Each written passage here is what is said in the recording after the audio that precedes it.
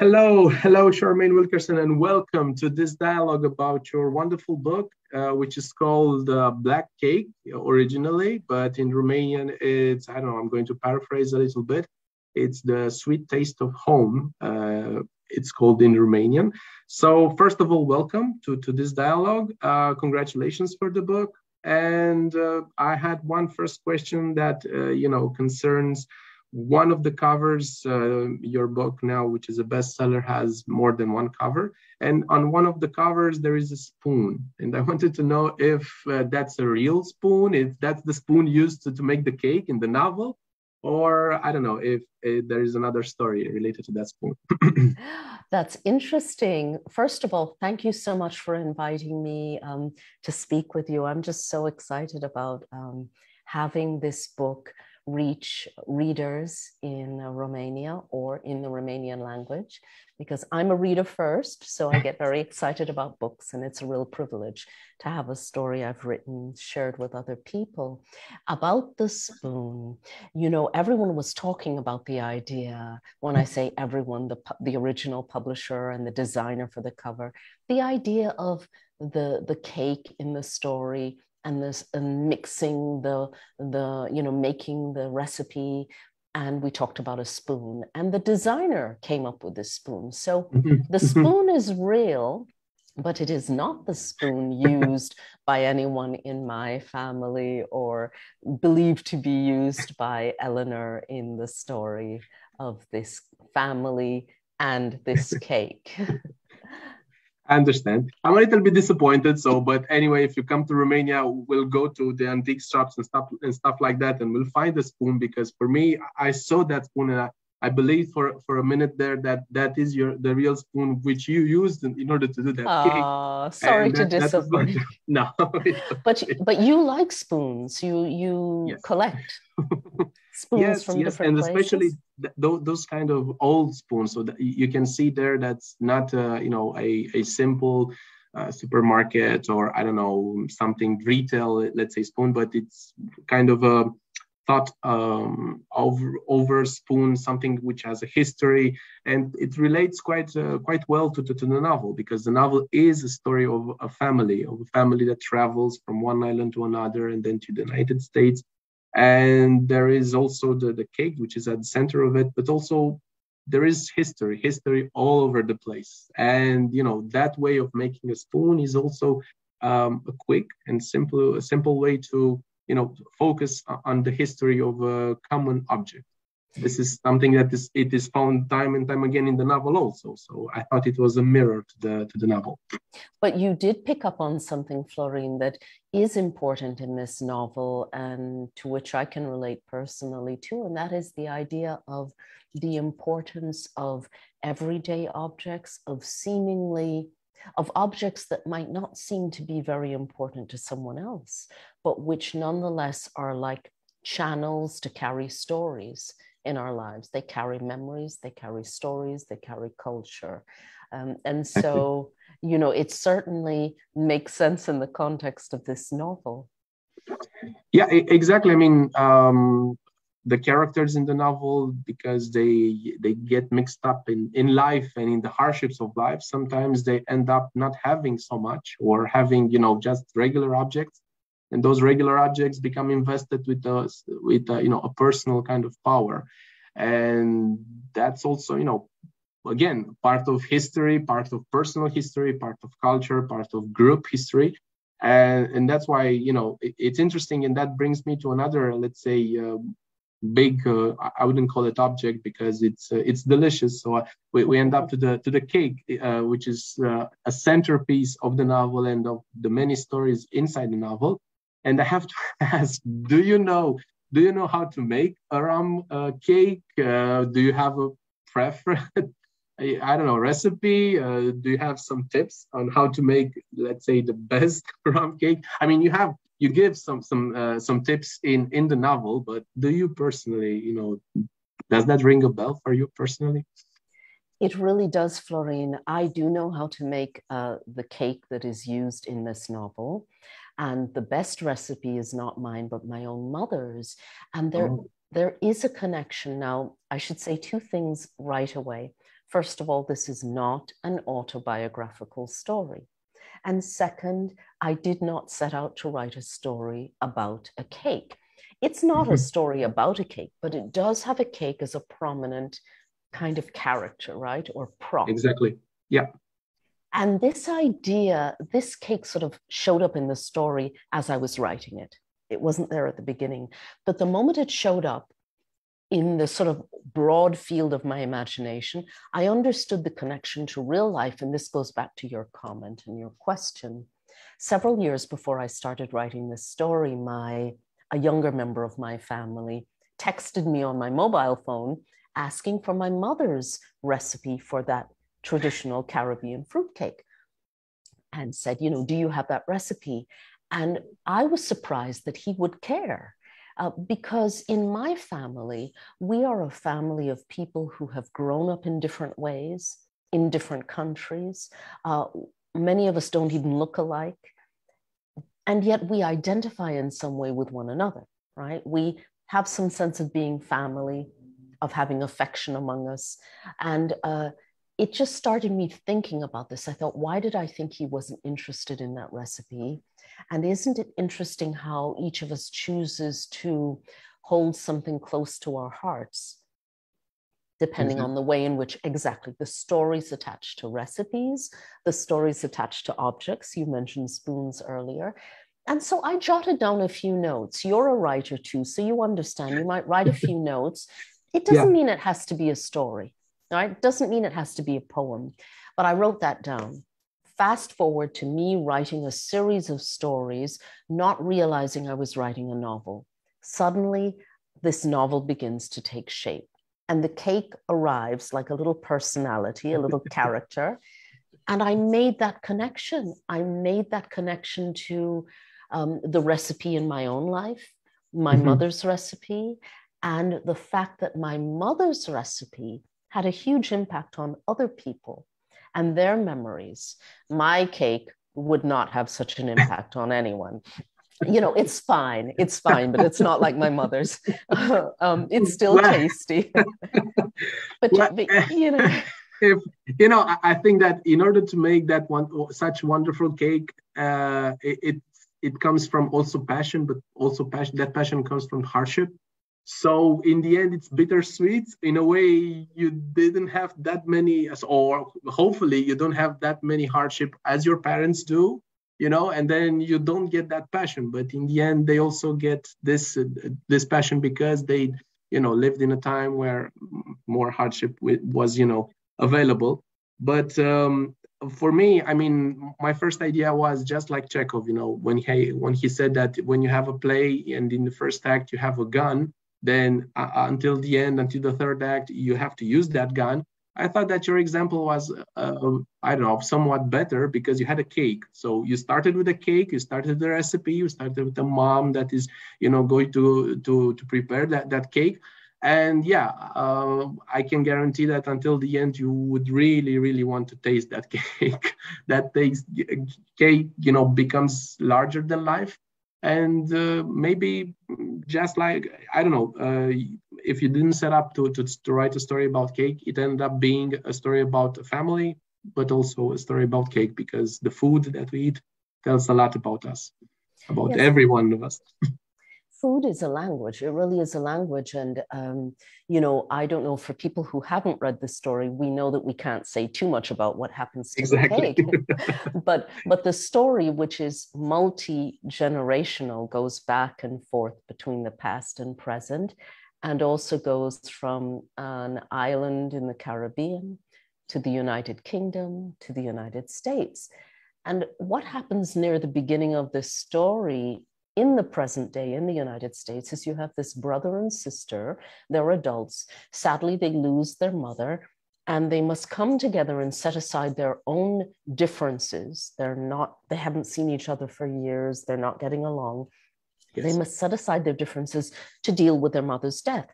And they find that their mother has left a small cake for them, this traditional Caribbean fruitcake.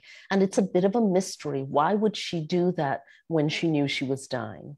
And then she leaves this lengthy voice recording, hours and hours of stories And eventually you come to understand the importance of that cake and what her children will need to do before the novel ends. And again, it's this interweaving of story, memory, symbol that emerges in this book, and so the cake is just this prop it's in the fridge, and you think, why this cake? And then it, as you mentioned, it expands to become a symbol of everything from family and togetherness to sisterhood to also difficult memories and mystery.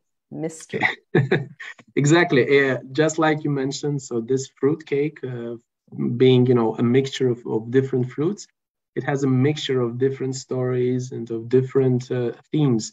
One of these themes which surprised me a little bit is also, among all these stories, there is also this story about a brother and a sister, and both of them are Black, but we learn in the story that let's say the nuance of their skin provides a different experience for each of them. So the sister, being lighter, has a vastly different experience than her brother, which is somewhat darker.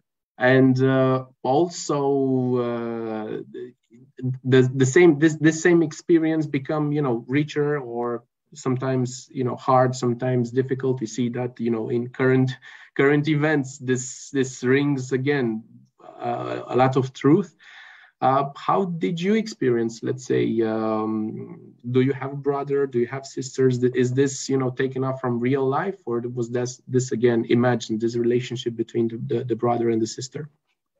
So on the surface, there will appear to be many similarities between my own experience, my own family, and the novel. Why? Because it deals with American people who were born to a couple from the Caribbean.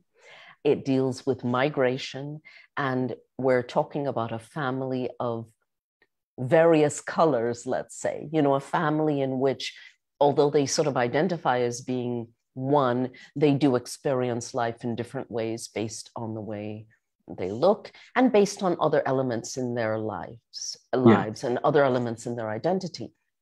But this is not autobiographical. And so what I find fascinating about the imagination is, I think of the imagination as being this open field, like an agricultural field at a farm, that is seeded with elements from everything that we live, our own experiences, our observations, the fact that I was a journalist in my first career. I have seen so many things that I've not experienced.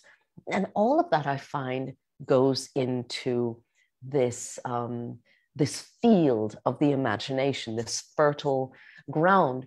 And so to answer your question, Florin, I would say that I'm certainly aware, it's certainly a reality of contemporary life as well as in the past, certainly in the United States, certainly in the Caribbean and the West Indies, even though people didn't always want to acknowledge that your appearance, even when two people, like the brother and sister, identify as exactly the same thing.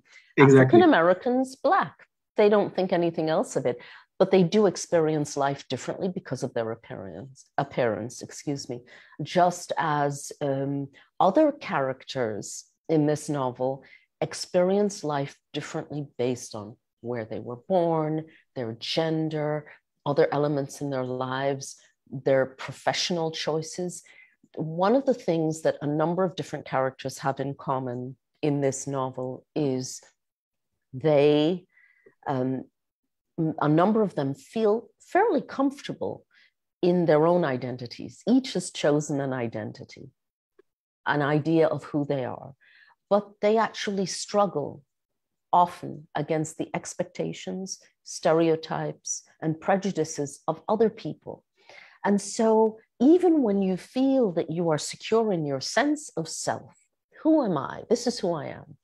You may struggle, and this is a reality for many people in the world, in many different countries, many different cultures. There are expectations and other people want you to act in a certain way, look a certain way, choose a certain profession, love a certain person based on how they see you. And so I'm fascinated by what helps us to form our identities. I'm fascinated by the ways in which we choose a sense of home and family and tradition. And that is part of what keeps me writing. And that's part of what went into this story. I come from a multicultural family, a family of different colors, a family in which we've lived in different places, as mentioned before. And so I think it comes naturally that I think a lot about identity, but I'm just fascinated by the power of the stories we tell, of the things we save, of the recipes, of the songs, of the spoons that we hold close to our hearts to help to form our identities. And like it or not, other people's expectations of us, other people's views of us, whether or not we agree, still have an impact on us. And so I'm fascinated by the push and pull between identity and how we navigate the external world, the world around us. Exactly. So identity and shaping one's identity, and also how the society, how the times we live in shape our identity, that's also part of the story. And you reminded me now of the society's expectations and all the other around us, all their expectations of us or of the character brings to mind the story of the mother, because the novel starts with the mother, with the dying mother, unfortunately, but she has an example for her kids. So, for instance, she being Black and from the islands, you wouldn't expect in the period where she was living in, you wouldn't expect her to be a surfer, but she's an avid surfer because she comes from the islands and she's in love with the sea and with the ocean. Things which fascinated me, and the story develops when she gives as a gift to her kids this idea of, this is such a big part of my identity that I just need to show it to you, and I just need to live it. And she lives it so passionately that all the other people around her, they cannot actually become the slaves of stereotype because they see the passion in her. And then she's okay, she can live her passion alone. She can live as a surfer with the ocean. And I found it to be a wonderful gift from a mother to her kids, but also a wonderful story of how to live your passion and how to, build your own identity, because there weren't other people that taught her to be this way. She taught herself to be this way. And it's interesting you say it that way, because also one could say, to what extent did she teach herself, and to what extent was her identity formed, like it or not, by her strong, visceral connection to the natural world? Because that's another thing that a number of characters have in common, and that is there are a number of characters with a very strong attachment to the sea. And at least one character who's very attached to the earth, the land, the soil. But that helps to form her identity, and she simply can't shake it, even after everything she's been through. So you do mention the surfing, and she passes that on to her children, especially her son. And yes, it breaks a stereotype, because her children are Southern Californians. And even to this day, although things have changed, when you think of a Southern Californian surfer, you're not necessarily thinking of, a 60-something Black woman out there surfing. And you're certainly not thinking of a Black ocean scientist, or, we have our stereotypes. Exactly. So she does go against those, yes. But yeah, to pick up on this idea which you said, I think that especially in the United States, I've seen that.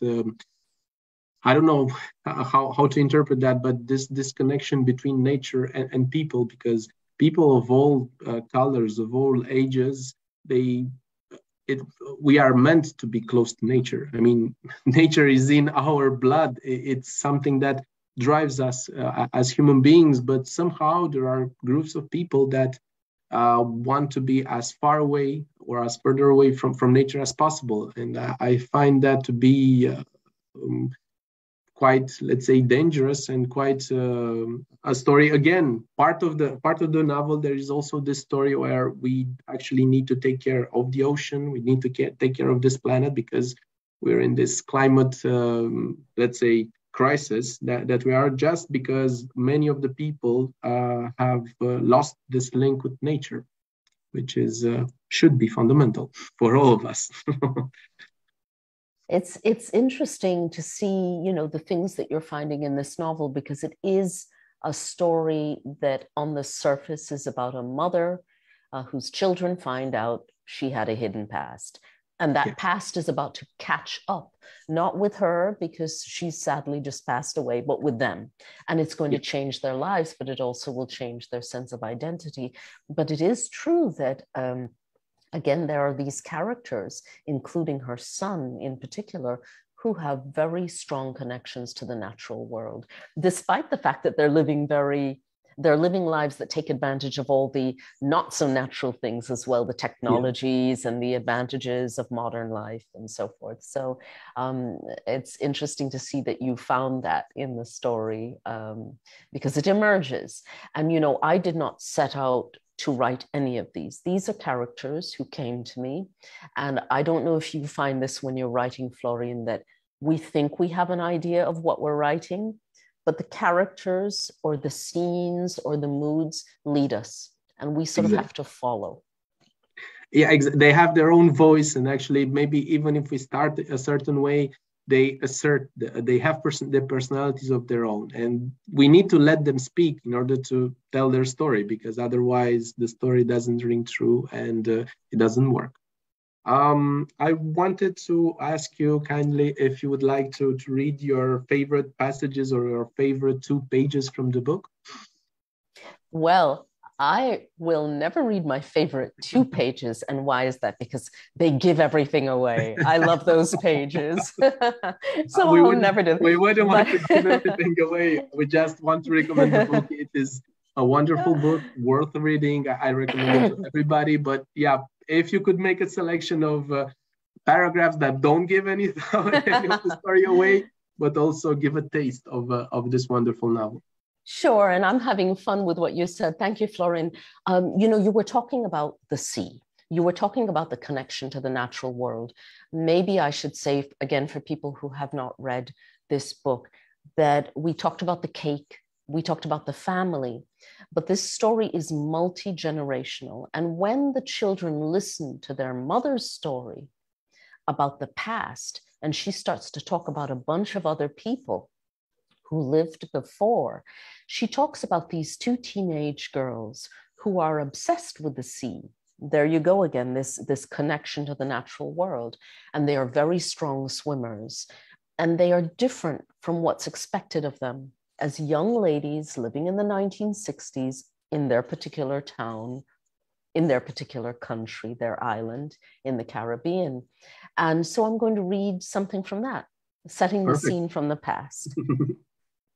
This is a chapter that again sort of sets up these 2 teenage girls on the cusp of womanhood.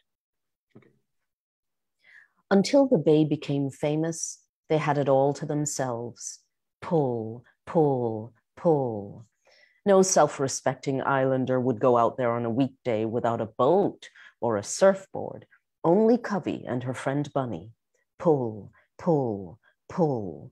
From time to time, the movie stars and writers who kept homes farther up the coast would come by with their glamorous friends and stretch out on the sand. But most afternoons, the beach was deserted when the girls arrived. Pull, pull, pull. On Sundays, Covey and Bunny behaved like the other 15-year-old girls, strolling along the shore in their matching 2-piece swimsuits, poking sticks into beached jellyfish, burying each other up to their necks in sand, eating fresh snapper and cassava cakes cooked on an open fire by Fishy and his wife, and washing off their fingers in the breakers afterwards. Fishy was an institution around there. He'd been selling lunches made with his freshly caught fish since Covey and Bunny's own fathers had been young boys. He'd seen Bunny's father go to war for Britain and come back across the oceans to raise his 2 children, unlike some of the others who turned right around and gone back to England or Wales or what have you. He'd seen Covey's pa go from being a skinny little thing, as he'd told Covey more than once with a chuckle, to a skinny big thing. And now these boys were men, holding court around Fishy with bottles in their hands and arguing about the island's independence from British rule. Some weekends, when Covey's pa wasn't full of drink, he would drive the girls and their friends up the coast to the falls. They'd run under the cascade, They'd run under the cascade, yelping from the cold rush of the water. "Look at me, Pa," Covey would shout. "Look at me." It was a good day when she could get him to throw back his head in laughter and slap the side of his thigh. It was a good day when she could feel that she was still more important to Pa than a bunch of smelly roosters fighting to the death. Then on weekdays, Covey and Bunny would pull on their swim caps and Covey would revert to her truest self. I'm just going to jump ahead in this chapter. Sure. To a little bit of what their experience swimming together in the sea, often alone, was like. Their island was one of the smaller countries on Earth, but it had one of the world's largest natural harbors. There were always rumors going around of what might be lurking in its waters. Everyone on the island had a shark story. Sharks that left nothing but a man's torso to wash ashore. Sharks that lunged when someone threw a dead dog off a cliff. Sharks seen circling a sandbar off the southern coast. But in her entire life, Covey had never seen so much as a shark fin in the water. Barracudas, yes. But she wondered if shark sightings weren't like ghost stories, tales that you didn't quite believe, but that left you feeling afraid all the same. How is that? Is that enough? Yes, thank you. Thank you very much, because I personally liked a lot. I loved actually that example of, sharks and people throwing dead dogs to the sharks, which is, unexpected, but also bittersweet. It gets you to be right there. Now it's time for another question, let's say a little bit more personal, because the novel tries to answer to this question, like you said, in order to frame a little bit. So we have a dying mother that lives her story for her children. So she has raised her children for a big part of their lives, and they think they know her. But in the end, they find out they know very little of her and of her experience and of her history. Do you think that we can actually know the stories or the secrets of our parents? I mean, your novel tries to answer this question in an affirmative way, but do you really think that we can find or we can completely understand the experiences of our parents? Or if we can find out their secrets, if they let us know their secrets? Well, the relationship between one generation and the other is always fascinating, because so often those of us who are children, we're all children, even when we grow up. So we tend to think of our parents as not understanding us. They don't know what it's like, how can they understand? And so often no one takes the time to think, well, what about understanding our parents? They tell us stories, we roll our eyes, yeah.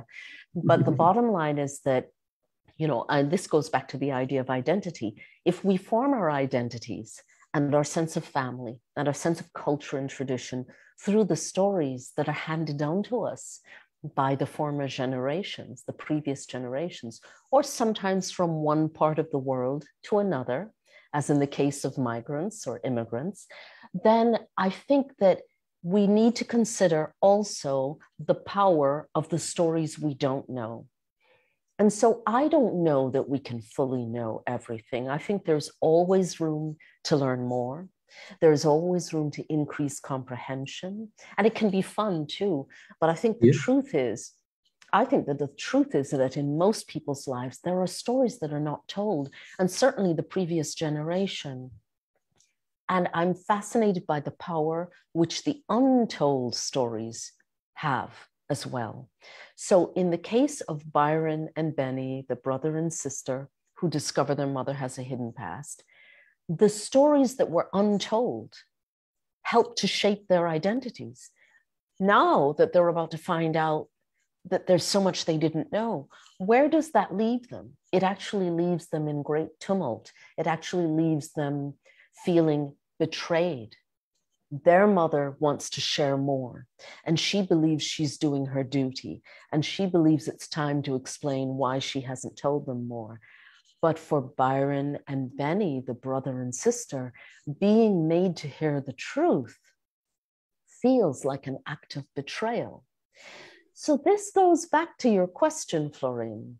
I think that we can certainly know more about other people, but how many times has a parent or someone else who's older not told a story because they felt they'd be judged? How many times have previous generations not shared all of the truth with our own because they were afraid of what we would think?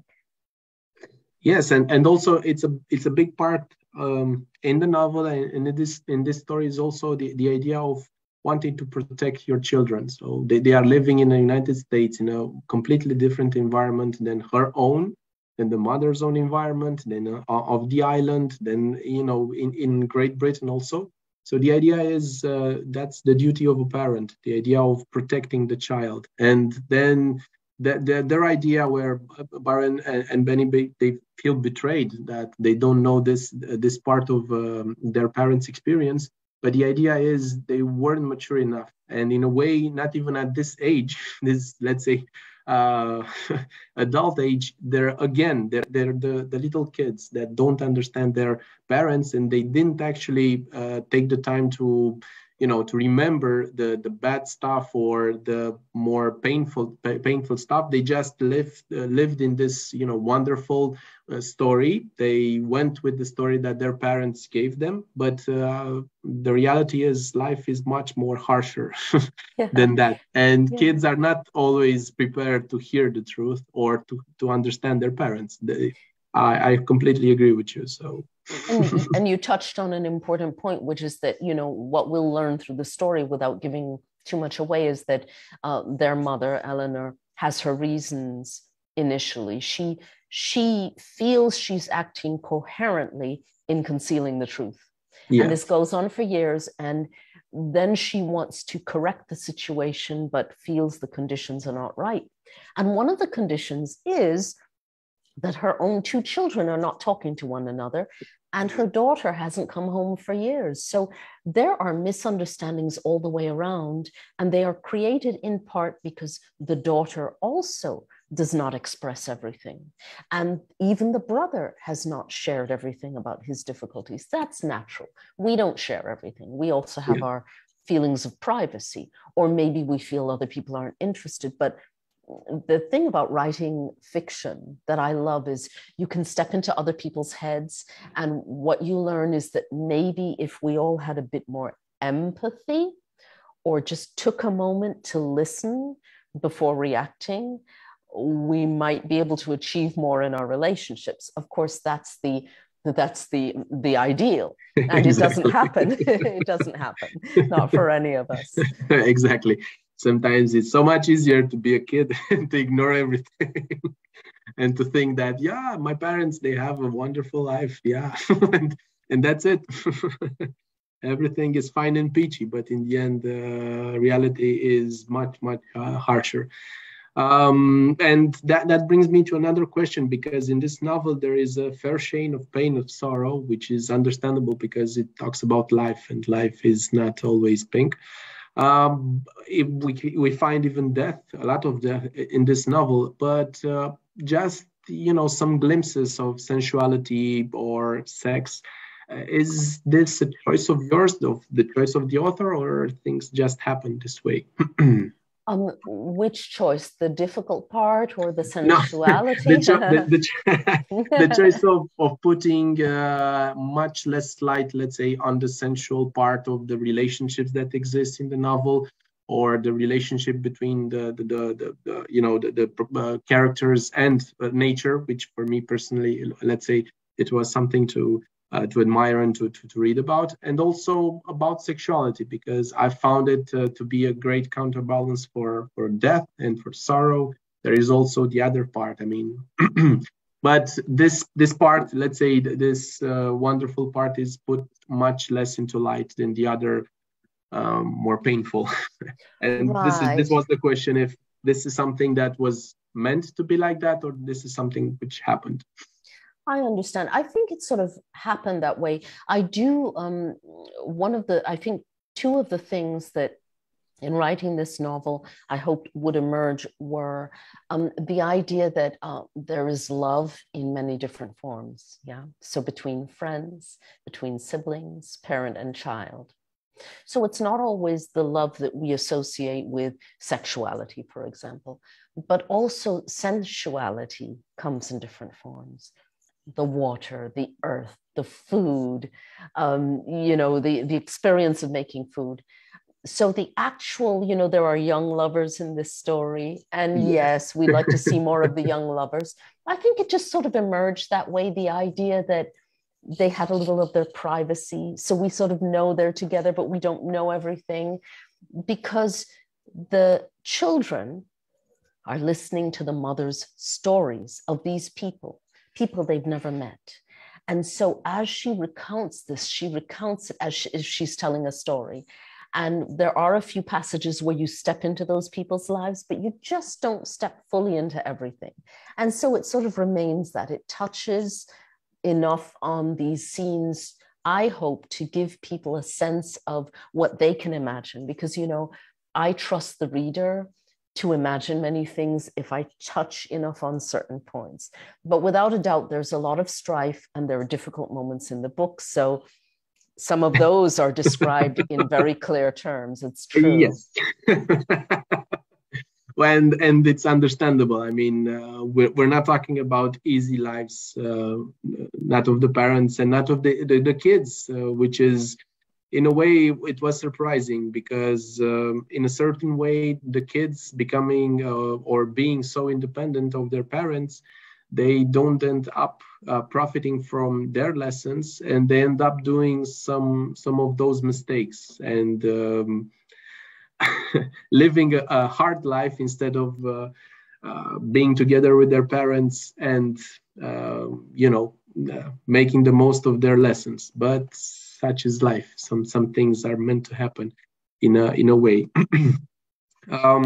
Also, we come to one of my, let's say, my favorite topics, and which is that of the sea and that of the ocean. There is the sensual relationship with this part of nature, but there is also this complex relationship where the ocean is so wonderful but could take everything away, because nature is that powerful, especially in the monsoon season and so on. How is your relationship with the sea or with the ocean? I'm certainly not an open water swimmer, and I am not a surfer. But as a child, I spent, many hours playing in the sea, and I still love being by the coast. I've lived in a number of different cities in my life, and I've just about always lived in coastal cities. And I consider the sea is important. So my view of water in general, but in specifically the sea or the ocean, is the idea that one end is connected to the other. So, wherever you are, what's going on the other side? And there are all of these different currents, and there's an entire world below. Yes, the shapes, the mountains, the animals, the creatures. So I am just fascinated by the sea, and I think that it is a metaphor for everything that we live. The idea of connection, the idea of currents and tides that can change, the idea of the potential of being lost or scooped up or hurt by the immensity of something. but also the potential to be buoyed, kept afloat, lifted up by the immense beauty of something, the immense power of something. And certainly in this novel, there are a couple of references to the idea for a couple of the characters, a sense of continuity between what we consider to be life and what we call death. Yes. So you sense that there's a continuity for those characters. It's almost a spiritual kind of connection, where they almost feel that if they're in contact with the water, nothing ever quite ends. Yeah. And in the end, there is this idea or conceptual idea of everything being liquid, everything being a transformation. And we come from the water because we know that life develops first in the ocean and then it came on shore. But we need water in order to live. We need water to tell our stories and to be linked to our past and hopefully to our future also. So yeah, I mean, that's the idea which binds everything together. I think we got to the end. I would like to thank you and congratulate you again for this wonderful novel, which I recommend to all your readers in Romania. So this was a wonderful dialogue with Charmaine Wilkerson about Black Cake, which is translated in Romania, The Sweet Taste of Home. And in the end, if you'd like, or if you have a message for your readers in Romania, please address it. Thank you so much, Florin. I am so grateful to Litera and to readers in Romania for giving me an opportunity to share a story that I've written, because before I wrote a novel, I was just a little girl who loved books, and I still am that little girl who loves books. And so it is a great privilege to be able to share a story that I've written with other readers. And I'm most grateful to the translator and Litera for making it possible to share this story with readers of the Romanian language. Thank you. Thank you once again for your presence here and for having a talk with us about your novel. Thanks to you. Thanks so much, Florin. It's been a pleasure.